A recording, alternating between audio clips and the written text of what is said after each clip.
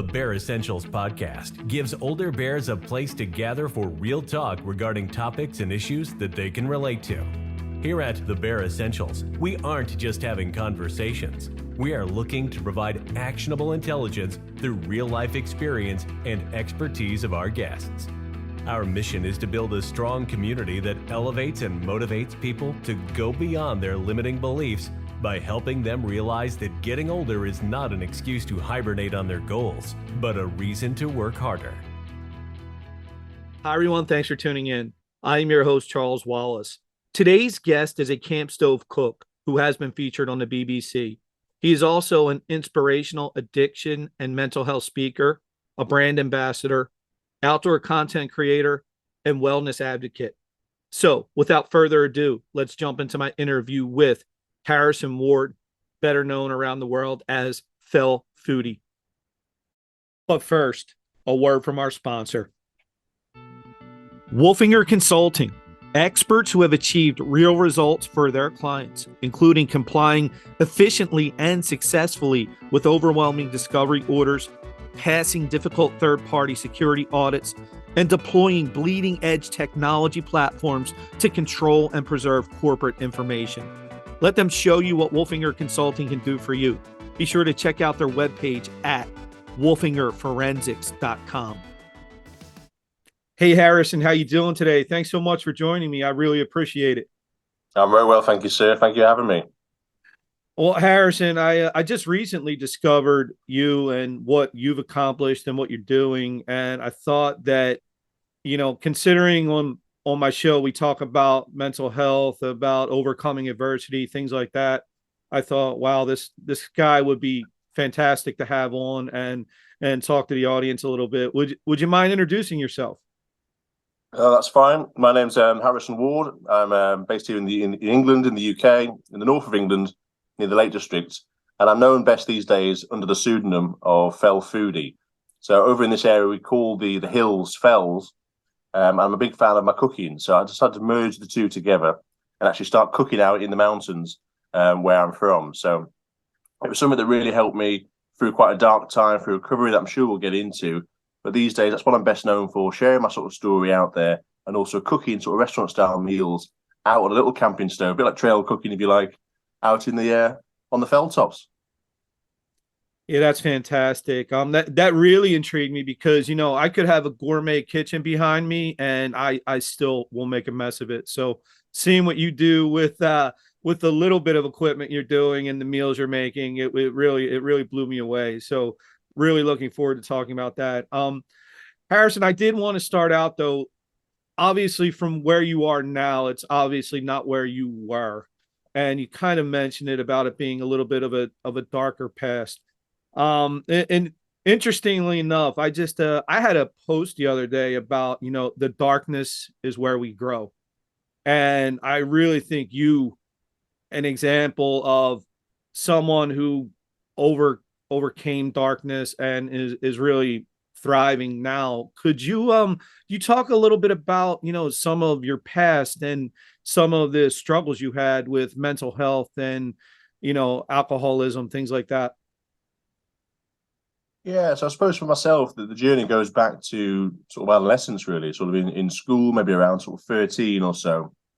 I was quite an outgoing character, quite sort of, talk to anyone as I can these days, I suppose. But at about 13, I was hit by this sort of wave of sort of self-loathing, this insecurity, lack of motivation. And really, it's almost like a chain being placed upon you, just not feeling like I was the same person anymore whilst going through, I suppose, the hormonal change of puberty in a way. There was nothing situational at the time that possibly caused this. It felt like it was very much just a chemical switch in my sort of mind. But it was something I kept very much silent to myself. I didn't share with anybody else. I didn't share with family, didn't share with friends. Put on a mask, if you will. Just put that mask on. Didn't want to bring people down with my feelings. Didn't want to be a burden. So I guess lived this almost double life in a way. So I was going back home perhaps at the time after school, or I was working some jobs in some local pubs in the area from quite a young age, and going back and really battling these thoughts that there were moments of contemplation of suicide and not being here at all. It was a difficult thing to come to terms with when you didn't really understand what was going on. And at the time, of course, there wasn't really a lot to relate to. I suppose the internet was coming into sort of more infancy periods. There wasn't really any major known sort of, I guess, celebrities or sportsmen sort of talking about these sort of afflictions. So really, it was quite a lonely period of wondering what was happening, what you were going through, and really feeling as if you were the only person in the world that was maybe going through this. Again, that sort of self-centered approach. But again, keeping it very silent, not sharing what I was going through at all. And further down the line, this was when I was battling something from 13 onwards. So working in pubs from that age, behind the scenes, I was in kitchens at the time. Although I've never trained as a cook or a chef, I was working in kitchens, sort of washing the pots and various bits, washing the pots and pans, and then waiting on tables later on. And I got a bit older. Then at 18, I was able to work and serve alcohol behind the bar. And this was a real sort of switching time in my life, a moment that I suppose introduced me to a different aspect, a different social aspect, maybe a bit of a coming of age type thing. And so it's so ingrained in British culture, certainly. Alcohol's very much something around there, sort of that coming of age, drinking with your peers, having the first pint at 18, then going out and enjoying that to make friends out on the town, whether pubs, clubs, just literally almost a bravado thing as well for blokes, for men, just something that, if you could drink a lot, you know, sort of as a good bloke, sort of thing. You're well tuned. So for me at the time, it was something that I really enjoyed as a different aspect, different outlets, meeting different people probably I wouldn't have come across previously. But it also provided this escapism for me, the sort of the sensation I was getting from alcohol. At the time, of course, it wasn't a lot. I mean, I was only young at the time, but it just allowed that mind to sort of shut off, almost sedate those dark thoughts, just stop what I was going through, and really allow me to become that person I was before this sort of wave of what I now know to be a clinical depression. But unfortunately, that in itself, as a feeling, becomes something that you want more and more of. So as my tolerance built, as I was drinking more, I was able to drink more. It took me longer to get to that sensation of feeling that sort of escapism, that blackout moment. And by the time I moved away to university at 19, I was regularly drinking every day at this point, in quite sort of heavy numbers. And going to York for my studies, of course, should have been another step in my life, sort of moving forward. Again, the first in the family to go to university again. So those sort of moments, trying to progress, trying to maybe carve a path that I didn't really know where I was going in life, really. I didn't really understand, sort of followed blind faith in this sort of journey. But found myself quite quickly back in the hospitality environment, the service industry. Once again, feeding that sort of fix in a way. And by the age of sort of 21, I'd had quite a major sort of birthday. I know it's quite a big thing, obviously, in your neck of the woods. But a lot of friends had come to visit me in this city for a big sort of night out, a big celebration, lots of drinking around the town. And one by one, these friends started to go home as the day sort of continued. And it quickly sort of dawned on me, really, how alone I was in this city. I mean, my best friends at the time were probably bartenders and takeaway owners at the time. I was very much a solo sort of drinker. And people wouldn't sort of conform to my sort of timings or the length of time I was out for. So I tended to go a bit lone wolf and just do my own thing. And I'd meet up different groups where I was. But as they went home one by one, again, this complete sense of really how alone I really was came back to me, that what I'd been hiding, masking with this alcohol. And really, it just felt like a moment that I couldn't continue from. And I remember stumbling home one night, maybe 3-4 in the morning. Don't remember too much of the conversation, but I picked up a payphone near my house in York, and I rang home to speak to my mum. And I just had one intention on the call, really, and it was to say goodbye. I didn't feel I could go any further. I didn't feel as if my afflictions were now being sedated by this vice, and I was really just sort of existing in my own head and existing for other people almost. I didn't want to be here. I didn't feel as if I had a purpose.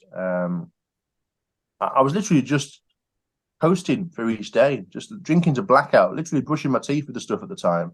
And at its worst point, I mean, I was consuming in excess of sort of 20 pints a day. I'd ballooned in weight to about 22 stone. I'm not sure on the conversion chart for yourself, sorry, for your listeners over the pond. But again, I was a full-time smoker as well. So just a very almost destructive, unhealthy, lethargic lifestyle that I was going through. But all because I guess I was so self-loathing, just so self-destructive, not not really caring really about my longevity. So I made this call home, and again, it should have been a big moment of change. It was the first time, I guess, there was a chink in my armor, so from 13 now to 21, I finally maybe let slip slightly what I was going through, not the extent of perhaps my drinking, but certainly the mental elements of things. And I did return home to my county, my state of Cumbria at the time, and seek some medical support for the first time. So, but really, I wasn't willing to change at this point. It was more of a blip. It was more of me slipping whilst under the influence, letting someone into this world I didn't really want to let anyone into. So after a week and a half, I took myself back off to York, booked a train back there. I didn't drive at the time. Good thing, because I was always under the influence. And took myself on a train back to York and continued this same lifestyle for another 5 years. So it was literally just the only way I could see of me being here and being present and not really, I guess, affect anyone else. I mean, ultimately, I didn't want to be here, but I felt by not being here, the impact I'd have on other people would be greater than the fact of me just trying to coast and try and blinker through this activity. So then during this time, again, I continued the same lifestyle, just blackout each day, just blowing all sorts of money. Just every day was literally just a haze, but still maintaining the job through this time. I ended up working up the ranks in the hotel industry, and I was managing a hotel by the end. So I was still very much highly functioning. I mean, at the time, and I guess you could say a bit of a kid in a sweet shop, kid in a candy shop, being in that environment as well. I mean, it probably suited me as much as I suited it. But there was a time when I found myself getting into a relationship, finding a partner. But unfortunately, I was already in 2 relationships at the time. One with the alcohol, one with the booze, and one with this lady. And the two didn't quite cross. We worked very different hours. I worked quite unsociable hours in the hospitality trade. She was more 9 to 5. So I was able to weave in this sort of lifestyle, this sedation tactic of meeting my quota, as I called it, meeting that moment of just shutting off. And I'd weave that in still to the life. So the two didn't really clash too often, but there was little snippets here and there that started to cause friction points, as they would do as things got closer, as the relationship went on. And after about a year in this relationship or so, things were really starting to become quite fragile, and sort of moments were sort of getting spotted more. Again, not the full extent at all, but it was causing resentment. It was causing a few bickerings, mild arguments, and I was never an aggressive individual at all, but I was certainly someone that would just run away from things perhaps and go back to alcohol. I was always known as this character in sort of the town. I knew a lot of people. I was always on the town all the time, but I was always known as a friendly individual. I'd drink copiously all day long, but I'd never turn into this sort of wreck. I'd just become this sort of sleepy giant, really, and just sort of sedate myself slowly till I felt a time that I had to go home. And, it was always quite compos mentis in a way and could really hold those levels of liquids. But ultimately, with these arguments that kept going on, I think it maybe pulled us apart slightly to a degree, and me battling this internal sort of relationship, if you will. It's a difficult one to really come to terms with and comprehend still even now, but I ended up going out and I was unfaithful to this partner. I still can't really know why I did this, but it was almost like, again, this possession you were having with this liquid was just kind of like, sod that. She doesn't like how we are. We'll find someone who does, sort of thing. And, I was just not really present in my own head for so long, but rightly so. This was discovered. The relationship was terminated. And really, I just completely came to terms with really where I got to and where I'd fallen. I mean, I was really in love with this girl at the time, and I couldn't believe what I'd done, what I'd sort of jeopardized, and not wanting to be that burden to anybody else. Yet now I was hurting people around me in what I was doing, and my actions were now compromised. I wasn't the person that I believed I was. I was getting changed by this drug, by this affliction. And I went back into work that day to the breakfast shift. I was cooking for the hoteliers in the morning, and my boss came out to me and said, "You don't seem quite right." And I just broke down in front of him completely, just broke down into tears. And he said, "Get yourself outside for a bit." And I didn't come back in for 7 hours. I was just sat staring at the wall, just absent-minded, what was going on. And my peer John, who used to be my colleague there, came out with a pint of cider, I think it was, walked out, and he said, "Hey, I'll get this down here. This will sort you out." I just looked at him and I said, "I don't drink anymore, John." He sort of looked bemused at me, sort of, "You what?" So I don't drink anymore, John. And this was something that had seen me for the past sort of 6 years at the end of the bar, pretty much like a human vacuum cleaner, sort of anything that was going, drip trays a lot, absorbing these elixirs, as I called them at the time. And that was it. It was an overnight decision. So it was the 6th of June, 2016.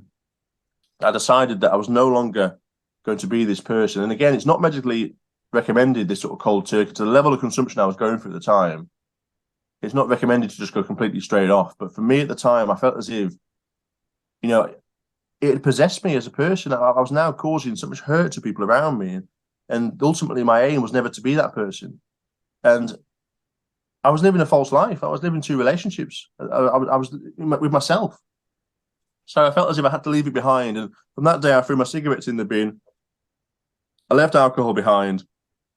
And I felt like I'd no longer be in this city that I lived in now for 7 years. I knew a lot of people there. I made a lot of friends, a lot of acquaintances, perhaps a lot of people that had similar lifestyles as well that maybe just suited the time. But I felt like I could no longer be there at that point. So literally overnight, I'd lost my girlfriend. I'd quit drinking. I left my flat. I left my job. And I just took myself out of this city and just went back home to my county of Cumbria. And at this point, for the first time really in my life, I came clean to everyone. I remember writing on my personal Facebook page at the time why I'd left this city, the reasons behind it. You know, I didn't say goodbye to anyone. I just up and left. You know, it was a big part of my life in that city, and some of that I didn't see myself leaving anytime soon. But it wasn't so much as running away from what I'd done. It was more the fact that I felt as if I couldn't make a change in that environment that I was so familiar with, that had so many routines in, and especially in that environment of work as well. I mean, sort of Wow. try stopping it in sweets in a sweet shop. So I returned to Cumbria, spoke openly about that, Charles, and I guess that moves us on to the next step. So, first, I mean, amazing, because, you know, unfortunately, I've been around. I've seen people who've dealt with alcoholism, and, you know, I've seen the struggle of, I'll call it the back and forth, right? Like doing what you did, that cold turkey. I mean, I thought I had read or heard you talk about that before, and I thought that was pretty amazing. And as you were talking, there were a couple things that I thought were really, really interesting to me. Was that it sounded like there were 2 things that you said as you were speaking that really, really got to me. Was you mentioned when you were talking about your relationship with your girlfriend at the time, you made a statement about, you know, she wasn't right for us.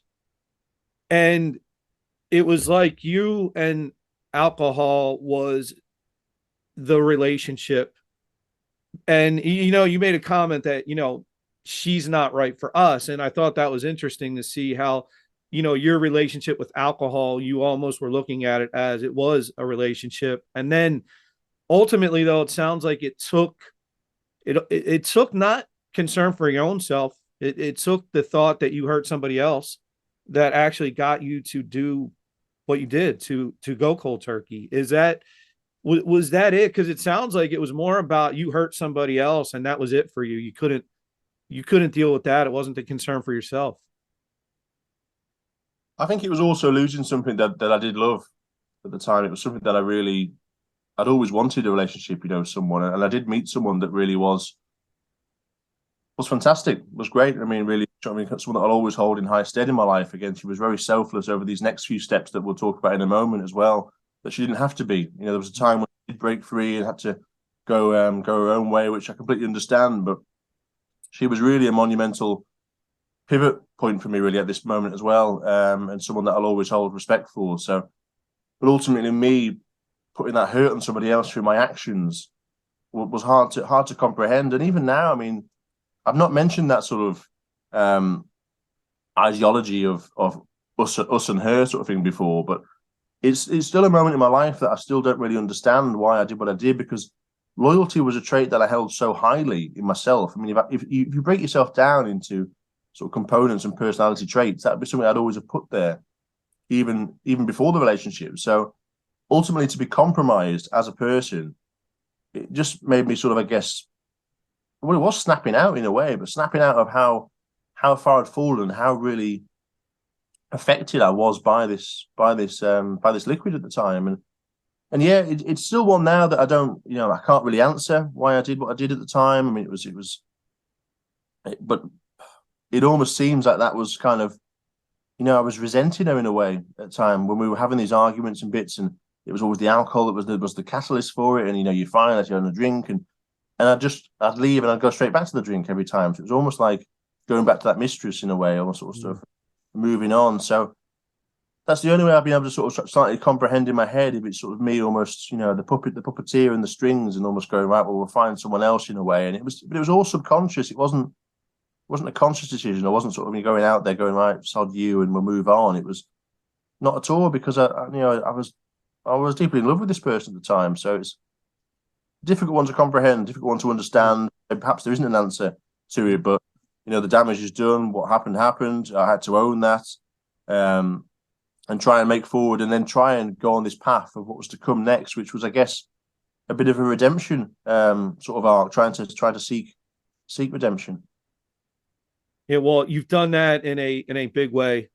Congrats and kudos to you on that. And I think the way you say a couple things there, Harrison, that a real big reason also I wanted to have you on the show. I mean, even through it all, you can tell that you mentioned traits like loyalty, and you can tell that you, even going through all that, you seem like you still were a person that had a high standards or an ethos, the way you wanted to live your life. And I think that was, it's a credit to you that you were able to rebound the way you have. And when I was looking at some of the things you have online, so a lot of the audience that's listening will know, for myself, another reason obviously I was interested, you had mentioned with the alcohol, and I don't know the conversion either. You mentioned your weight.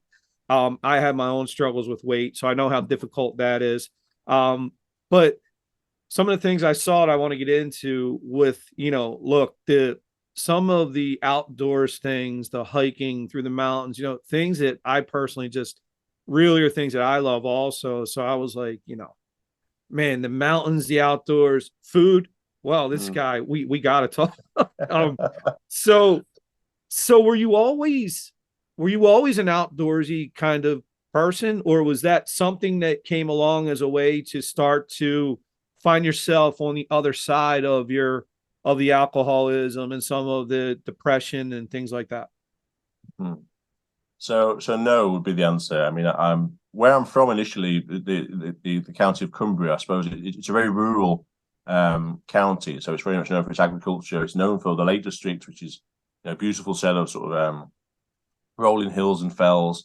But it was something that was on my doorstep that I often neglected. Though I sort of would play a lot of sports when I was younger, I'd maybe go a bit to the woodlands and things. I didn't really fully embrace the outdoors, but I don't always think that sometimes a conscious thought again. I think sometimes it's a place where you're born, where you're brought up. You maybe don't take things, you take them for granted in a way.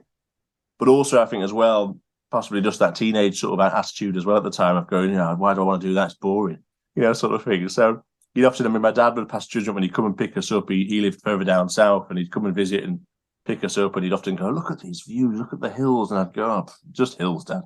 I'm not bothered. So it was quite a while, I guess, before I really embraced what I had on my doorstep, because most people in sort of England would sort of say that this is the one of the most beautiful areas in the country, sort of where I'm from. So really, again, neglecting that from a young age, but coming back to Cumbria on that major change point, again, owning where I sort of fallen, basically reaching out for help, I suppose, at the time, sort of putting my hand up and trying to get someone to put their hand down and pull me out of the pit in a way. I had friends sort of turn up and go through different activities that didn't involve alcohol. So there was a friend who started taking me to the gym. Another friend, we went out cycling for a bit. Different activities that didn't involve alcohol. And myself too, I'd throw myself into fitness straight away as a way of trying to get out of this. And again, at the time, I'm clinically obese. I've been smoking for sort of 9 years. I've been drinking levels that are, really knock most people out, I think. For a good sort of 6 years. It was a very, very different path. And just like a light switch, just right, we're going this way now. You know, we were going this way, we're now going this way.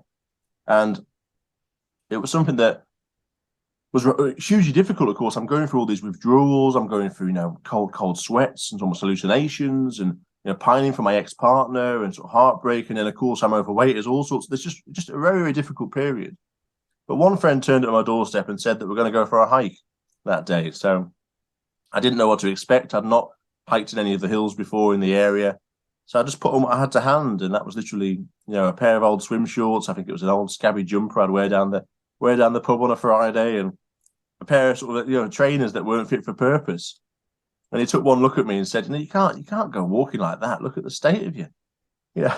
But at the time, again, I was completely penniless too. I mean, I'd spent all my money just throwing it down my neck. You know, I was lucky to have quite a large inheritance provided by a great uncle, sort of in the realms of sort of, you know, £30,000. It was literally, that was all poured down my neck as well. Just could have been a real sort of, I suppose, stepping stone in your sort of your life in terms of a property or something. But for me, it was just almost a coping mechanism, me just trying to get through life. So in a way, again, that's difficult to comprehend, but I also look at it as an investment. If it was a case of that's what it took to get me through that period, without that, perhaps I might not be talking to you now, because there was moments where, you know, I didn't want to be here at all. So again, a conflicted memory on that sort of action. But yeah, so he rolled off into the hills anyway. So I didn't have anything to hand, very much penniless. And he pulled off at this local store and got this pair of boots off the shelf, plonked them on the counter, and bought this pair of boots for me. So it was a real show of sort of faith and support for this. Again, the first few weeks after literally saying, no, we're leaving this life behind. And then later, then he pulled up at the base of this mountain that was one of the highest mountains in the area here. I mean, it's probably nothing compared to some of the ones in your area, but about sort of just shy of 900-meter mountain in this sort of area. And again, a real baptism of fire, someone that was literally not used to doing anything at all at this time. And all of a sudden being frog marched up this hillside, you know, absolutely blowing my guts up, really, walking up there sort of thing, you know, just staring at my feet, just plodding one foot in front of the other, thinking, what am I doing? Trying to do this, trying to push forward and make this change. But slowly but surely, reaching the top of that mountain summit. And there wasn't many views on the day, but without really having a chance to sort of take a breath, he just turned to me and said, right, we're doing Helvellyn next week, which was the second highest, or the third highest mountain in the area, sorry. Mm-hmm. A week later, the same story. Marched up that hillside again and staring at the feet, not remembering too much, but really feeling like what I was going through was a bit of a physical manifestation of what I was going through personally. So that uphill struggle, you know, not knowing the destination, sort of having to have the blind faith, pushing through the pain, not knowing what the result was. But upon reaching that top with, you know, the sort of the signature trig point, the summit stone, looking at those views below, it was just like something else sparked in me. Like a new addiction was being ignited. And it began this new cycle. So from then on, I went and did sort of the highest mountain in England, the highest one in Scotland, Ben Nevis. I was down to Wales doing Snowdon, all in sort of about 3 months of this turnaround.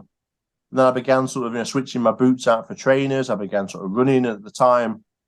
You know, I couldn't run a bath. I would say, you know, I couldn't believe that I was going for a run. And again, extremely difficult, could barely do it. Did sort of 1 or 2K. That became sort of 5K, became 10, became 20. And then somehow I was convinced at Christmas, you know, we're less than 6 months on now, to sign up for a marathon. And there we are, sort of in May the following year, the start of this marathon line, crossing this finish, 26 odd miles, and 11 months on from literally being someone that was, thank you, just almost comatose asleep, you know, falling in the street on the way home, and just a real show of what can change in that period of time.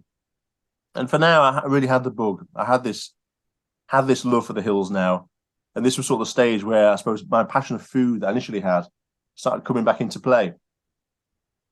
Man, I'm smiling so much because I think I'm almost like, I felt kind of that. I'm going to be totally honest with you though. Like I feel the joy that I felt that joy of what you felt by doing that. I felt that pain, but I also felt, when I hear you talk though, what you accomplished compared to, even for me, like my own weight loss struggles, like you had a lot more going on than I did. I'll be totally transparent, right? Like when I think about it, you know, it was amazing what you've done and what you've accomplished, but knowing like some of the other issues that were going on and in talking about some of the sweats, the withdrawal from what you were doing, right? Like that you still have done what you've done. It's really amazing, Harrison, and it's fantastic. And I'm laughing and smiling too because we're very similar in this regard. It's almost like when I work out now, even if I go and work out with my trainer, like I'm very much like just I don't think about just put it in front of me. I'll suffer through it. I don't care. And like hearing you talk, I was like, yeah, I get that. And where I'm from, it's interesting. I tell you this real quick. My wife and I, she had her own weight loss journey too. So we both lost close to like she lost over 100 pounds. I lost very close to 100 pounds. But we went last year for our anniversary to a place near us called Bushkill Falls. Pretty high up mountain. You get to the top, whatever. And there are people there with their kids trying to go up and about with kids, right? And you know, it's funny. My wife and I, as we did it, we had a good pace that day. And, you know, it kind of looking at others doing it and struggling, it was kind of reminding us of who we were and where we were, but also not to go back to there either. So yeah, I'm really excited and happy for you. Now, so where's the food? You start to talk, where's the food come in this amazing cooking? Where's this happen? Thank you. If I can just say before I move on to that point, I mean, it's. I thank you for your comments there, but it's something that I think everyone has their own individual battles and journeys, don't they? I don't think it's a comparison thing in terms of, you know, yours was harder or his was easier.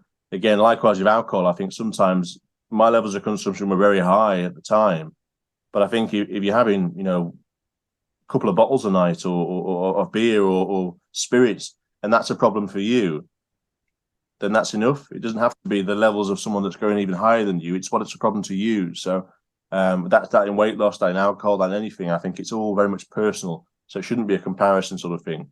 So I'd certainly commend your journey as well, sir. It's yeah, I appreciate the difficulties. I know what you've been through as well. So it's yeah, and it's a constant battle, isn't it? I think it's something that, again, recently I think I've struggled a bit coming out of sort of the lockdown sort of periods, losing access to those elements, losing the gym, losing sort of access to the hills to a degree where we're told to stay indoors all the time.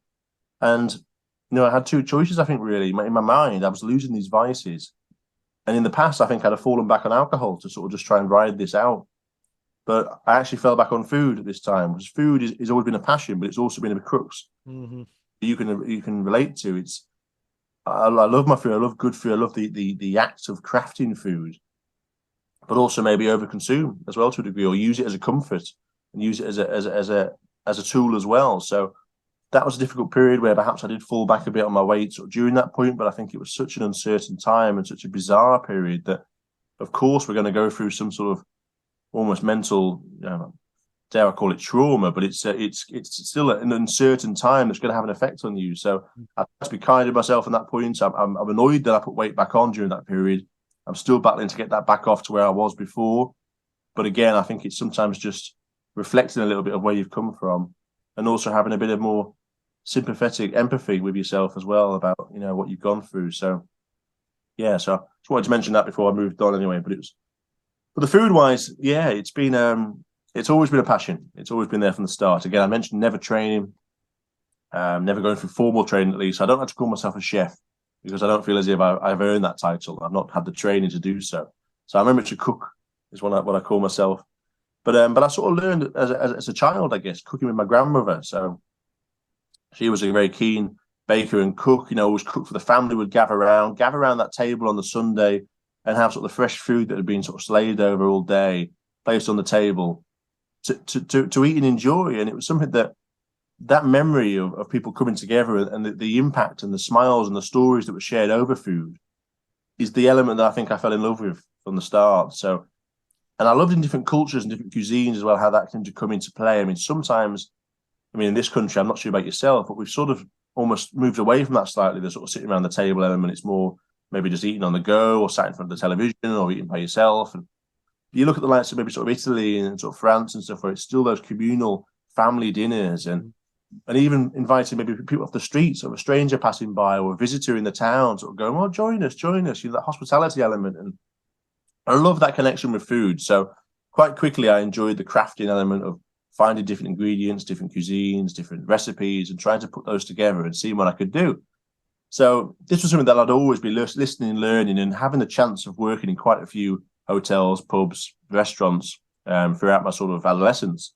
I was often sort of, listening, asking questions, watching the chefs, just picking bits up and just being, I guess, a bystander in a way, and just watching them deliver their craft, but also taking on board certain elements of what they've done and why they've stirred that a certain way, or what they've put that little bit of spice in there. And so it was something that I just loved, and I'd always watched cooking programs. I'd be reading cooking books as a child rather than sort of the comics and things. I just loved that aspect. But again, it had a hiatus, I suppose, during the heavy drinking days, where I was more likely to be stumbling out the pizza shop probably on an evening home, or just picking whatever I had to hand in the pub, whatever was on the side, a few spare chips or something there, just to keep you going. But coming out of that cycle, again, another part of this turnaround for me, it was sort of leaving alcohol behind, leaving smoking behind. It was getting into exercise. It was sort of being honest with myself again. I was seeking sort of medical support, owning my afflictions, but also the food I was eating as well. So I think I was looking back into thinking that if you put bad fuel into a car, you couldn't expect it to go for 100 miles. So I was looking at what I was consuming again at the time, and going back to cooking sort of fresh produce, semi-healthy. I mean, that'd be flavors. So I didn't know it wasn't like a macro bill. I wasn't sort of on just chicken, rice, and greens. It was still nice dishes out there and bits in there, playing them again, but just using proper ingredients again. So that for me was a way of trying to fuel myself properly. And again, enjoying that almost mindful practice of cooking and preparing a meal, even if it was just for me. So when I got into the hills, I started to take lunches with me. So I packed lunches. So I basically made them at home the night before, or it might have been leftovers from dinner that I packed out into some Tupperware, took up the hillside and enjoyed it on the summit. And people would get their sandwiches out their bags that had all squashed in the cling film, or they had a meal deal from the shops or something, and they'd look at me and they'd be like, "Oh, what are you having there? What's that?" And it's risotto, or it's a beef stufado, or little bits here. And one person, really being a bit of a smart aleck, I think, just passed comment and said, "Well, why didn't you get a stove and actually start cooking out here from scratch?" You know what? Yeah, I'll give it a go. So I bought this stove for the first time. I started packing out my kitchen with me, which at the time was, again, I didn't have any equipment. A bit like at the start of the journey, we're not having the right hiking equipment, no boots. I didn't have the cooking equipment now. So I was taking, pots and pans from the kitchen at home, the big, heavy sort of cast iron pans and ceramic plates and stuff, and proper chopping boards. And I started walking up these hills with the stuff, the little stove, and just seeing if I could replicate what I was doing at home in this environment that was giving me so much otherwise. So merging the two passions, if you will. And this was the time that I came up with the pseudonym Fell Foodie. So again, hills we call fells, foodie just being a less pretentious term for gastronome. But I like the alliteration too. So I started sharing on social media for the first time. I didn't have Instagram and things at the time. The views I was experiencing and the food I was enjoying in these elements. So I didn't share my story. I didn't share who I was. My friends didn't know who it was. Again, maybe looking back, it was another mask, in a way. It was me putting a mask on in a different way. And once I started cooking these meals out there and started to recreate things, anything from, my first thing I did was just a poached egg simply on a little toasted bagel with some little onion jam on there and some bacon, sort of just trying to see if I could do the different components and different techniques out there. But moving on to proper sort of meals, stews and risottos, to I baked sort of a focaccia out there, sort of a cake from scratch on the side, katsu curries, all sorts of bits on the hillside, on the mountainside, again, all self-powered up to the top of the hilltop. And once I started sharing these plates of food with those views online, it just seemed to really, I guess, spark a bit of imagination and began to build a little bit of a following. And on my second year sober in 2018, I decided to share my story now and actually reveal who was the man behind the pan in a way, and share this story in its entirety. I'd shared it at the start to friends and family, but now it felt a bit like I was sharing to strangers. I was sharing it publicly now out into the world. And once again, that reaction I got, like I did the first time, from people gathering around, the support, the empathy, it was the same again. And a lot of people had also discovered the outdoors for a similar reason. You know, finding their solace out there, for going back to almost basics, using it as a tool for mind and body. So there was quite a connection. It felt like quite a community was around there. And this led on to sort of a few opportunities to talk about my story further. So I got a chance to talk about it in sort of some local press at the time, local papers, then on some local television, then led on to some national magazines.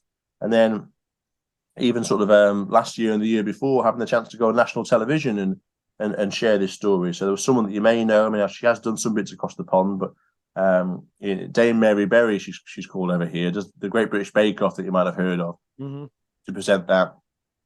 I had the chance to cook for her, so I cooked a cake for her on my camping stove on the mountainside in this area, sharing that story now on national television. So again, something that I wouldn't have even shared to myself in the mirror 6 years ago was now me sharing, warts and all, honesty, this story of my darkest moments, really, and what I've gone through, and sort of just to try really, and I guess if someone else can pick one moment of similarity from that story and know that they're not alone, it just feels like quite a purpose now to be able to articulate and to be able to be a voice for the voiceless in a way at certain points. Because I know I didn't have many comparisons to relate to when I suddenly got hit by this sense of unknowing.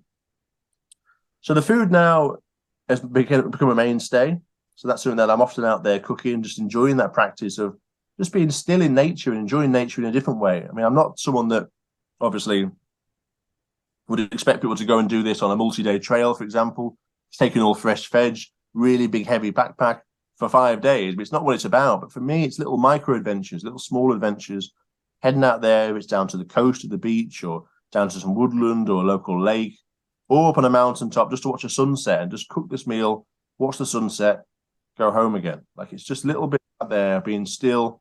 We live such busy lives all the time, rushing around, catching the next train, getting there, or doing a Strava time, you're going for a run and making sure you posted that and stuff, but just actually stopping for a bit, taking in nature, doing a mindful practice that for me, like cooking, just sitting there and chopping bits and being absent-minded, it is a really fulfilling practice. So it's something that people seem to have related to a little bit as well, and something that I've enjoyed, and really not unknowingly sort of fell upon this random niche, I guess, of people actually cooking in the mountains, because a lot of people cook in the woodlands down low, or you've got the overlanders over your sort of way in the trail cooks, but heading up into the hills is a different thing altogether, I think. But sometimes when you experience the weathers you do on the top, you realize why. But yeah, it's a special moment being up there with those vistas, and especially taking in a sunset with a freshly cooked meal. I mean, it's memories for life, really. Well, Harrison, I gotta tell you, I'm really glad that you've come through to the other side, and I agree with you. I think everyone's struggles are their own, they're personal. But I also feel that each one of us, like you have, we can start to provide hope just by sharing our stories. And that's kind of my goal with the podcast is, when I see somebody with a story that's, as for me, amazing as yours, I can't wait to talk to you. Look, I'll be quite frank. A lot of the podcasts I do and the interviews I do are selfish for me. They're people I want to speak to and I want to learn from and hear about their stories. And man, just congratulations, man. And thank you so much for sharing, because I think you say it's a niche, but I think you're helping a lot of people. And I think the more people that hear about the backstory, as you share more and the way you've shared so far, I think it's going to help a lot of people. So kudos again to you. So I figured I like to always end with one last question. So my question for you is pretty basic, I think, is what's your go-to recipe, man? Hold on, let me rephrase that. What's something that I could whip up that maybe wouldn't be so bad? What do you got for me? It always comes back to this one. So what's your favorite dish, or what's your favorite thing to cook? And I always answer quite like a politician, I think, really. I mean, I just really love the practice of cooking, and especially cooking for other people. I enjoy the impact and the emotions it brings from other people. So really, it's something that if I was to head out with yourself, Charles, it would be asking you what you like, what your favorite dish is. And then I prepare that in this different environment, and we enjoy it in a remote location. That's the bit I really love. But for me, I suppose, man, I love my sort of Italian cuisines. I love Greek cuisine out there, some sort of South Asian ones and stuff. But it's I tend to fall back on a couple of dishes that I do quite a lot at home. They work quite well as like batch cooking as well. So if I'm not going out, I can have a few meals that sort of way, where I do a nice sort of maybe like a Tuscan style bean stew, which was quite similar to a chili without sort of the spice in there. So it's more delicate notes of sort of oregano and fennel in there, sort of stuff. So simply just, some onions, garlic, cannellini beans, some roasted red peppers through there as well for sweetness, tomato base, and just nice sort of balsamics and maybe Parmesan cheese for that sort of thing. There's quite a simple one there, a bit of salad. Or on the trail sort of thing, I always say one of the first things to do if you want to cook meals on the trail or out and about for the first time is certainly pick something that you've done at home and you're quite au fait with, you're quite familiar with. Don't start trying to do a dish for the first time. Maybe even there's different levels. So you could even start off by, I see sort of level 0, level 1 to be like the pot noodle, the dehydrated ramen packs almost, sort of just hot water in, off you go. Level 1. So level 2, maybe making something at home first and just heating it up in the outdoors. Level 3 might be you sort of preparing all the vegetables at home, packing them all out, and then maybe using a pre-made sauce or something. The level 4 sort of maybe then prepping the stuff on location. So I like to take it all in its rawest form and actually start chopping it all up there and making my breads and stuff out in the hills. Then level 5, I suppose you can go into even baking your own breads or making your own pasta and letting it air dry in the wind. Maybe that's going too far, but ones I think a risotto is always a good start. I think because it's quite lightweight. You could just pack a little shallot or a small onion in there. A garlic clove or 2, or even some garlic powder or salt, stock cube, and some arborio rice. And you can probably get a basic risotto together, very lightweight, and just need a little sort of 1 pound or small stove. So great one to try out first on the hillside. Again, just pack your water out and off you go. But yeah, and then the world's your oyster. It's all down to imagination. Man, it's just it's really early right now where I'm at, and I'm already thinking about dinner. That's probably a bad thing, right? But man, thank you so much, Harrison. Just real quick, where can people follow you, find you? Thank you. Yes, so I'll go by Fell Foodie. So it's FELL, like he fell over, and then Foodie with an IE, and that'll be all over Instagram, TikTok, YouTube, Facebook, the lot. So, and again, if anyone's got any questions or various bits or wants to reach out, more than happy, always receive and respond to all messages. So I'm not a medical professional, but more than happy to share my personal sort of experiences with people who are going through similar, or even just if it's out cooking on the trail. So hopefully see you over there. Man, well, thanks, Harrison. And hey, I can attest to this. Harrison does respond because he knew me from nobody. He gets this message, hey, want to come do my podcast, and he responded probably within 30 minutes, and next thing I know, we were setting a date. So it was pretty amazing. So Harrison, you're great, man. You've been through a lot, you've overcome a lot, and I'm looking forward now to following you more and continuing to as I do these podcasts and I meet people, I really just enjoy interacting and watching the continued journey and sharing, because I think it's just something amazing to see. So everyone, please take a look at some of the stuff Harrison's doing. Fell Foodie. It's really interesting stuff. Trust me, and I never realized, I never even thought about, like I said, I can barely cook in my kitchen, about cooking up in the hills. So please give Harrison a follow, check him out on his social media, his website. I'll have that stuff in the links. And as always, thank you all for tuning in and watching. So thanks again, Harrison. Thank you. Take care, everyone. Thank you. Bye. This has been the Bear Essentials. Thanks for listening. And remember, never hibernate on your goals.